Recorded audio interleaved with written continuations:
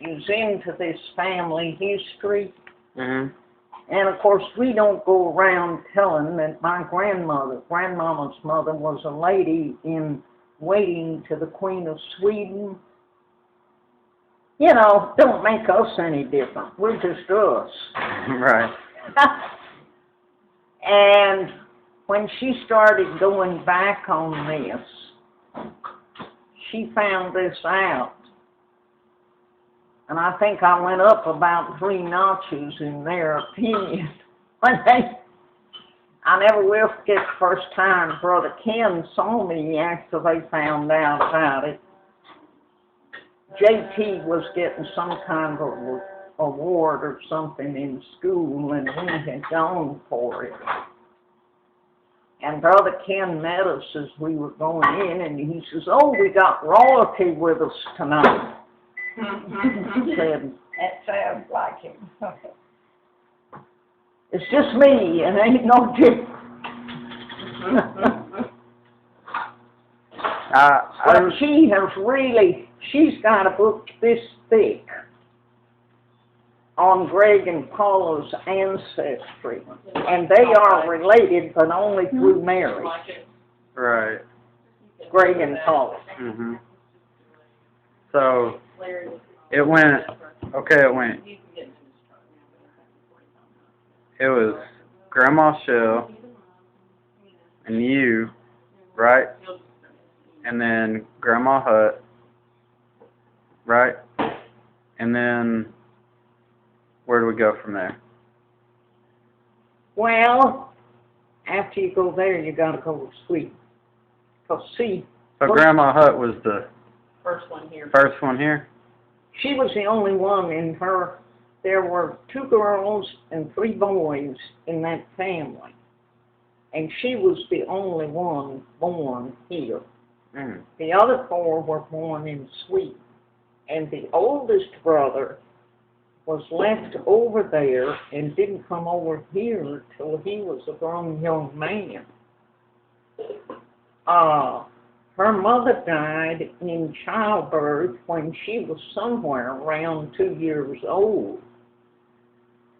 And her daddy married again. They had a lady that helped with the children, because children back in those days was just one right behind another one, you know. And so my grandfather married her, and they had 1 son.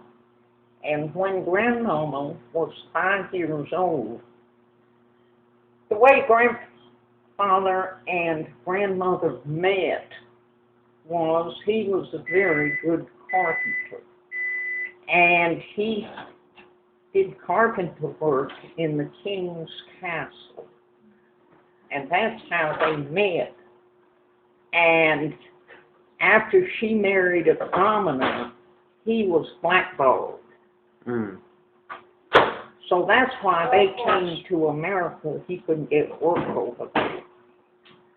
And he was working, building the first cotton gin down in old Mexico. And he got some kind of injury on his arm. And of course, this was back in the 1800s, no antibiotics, nothing like that, you know. And he killed him. Infection set in and it killed him. He's buried in old Mexico. And I didn't know till all this ancestry stuff come out where in old Mexico he was buried. But I knew he was buried down there somewhere. Well,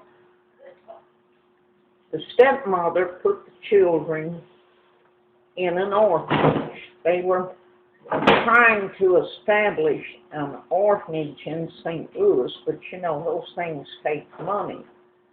So she gave them, I believe it's $200. I've got a book on it, a copy of the receipt. And they took the children. She kept her child. But the stepchildren she put in the orphanage home. And Grandmama was there until she was 12 years old. And back then, of course, there were no cars. So every little town had a hotel.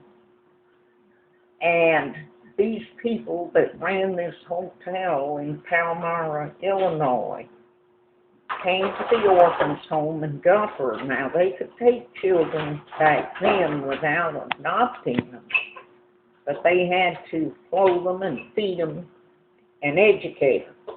Uh-huh. And Grandma got a high school education, which would be more than college now. But she left there, and she was a lady far beyond her time, because she did things women didn't do back in those days. Mm-hmm. I didn't know until this book came out. I knew that she was in nurses training, and the matron did something the students didn't like, and they all walked out. So she didn't finish her nurses training. She was not a registered nurse. But she had enough that she could work as a nurse. And that was out in Glenwood Springs, Colorado. Meanwhile, this oldest brother that was left in Sweden was grown, and he came over here and married. I think his wife he knew over in Sweden, but I'm not sure about that. She was a Swedish lady, and they lived out in Colorado. And she went from this relative to that relative, and how she wound up in New York, I have no idea. But when she was past 30, she finally married Helen's daddy, and Helen was born. And then he died, and she left New York and came to Michigan. And of course, back in those days, there was no daycares or anything like that, and a woman with a child didn't have a very easy life. And so she usually kept house for somebody. And she met my daddy, and they married.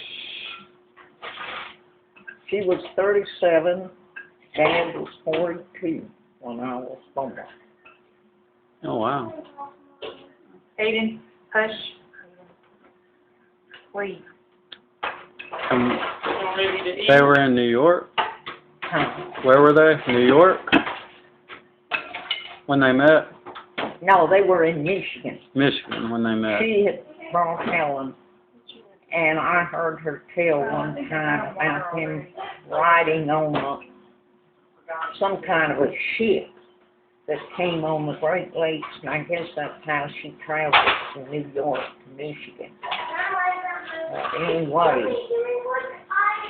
my dad had never been out of Michigan until we came south. And then, what'd they come down here? They just... Well, the cold was getting to Dad real bad. And of course, Mother was born in Houston, Texas. And she loved the South. So they decided they'd sell out and come south. This was before the Great Depression.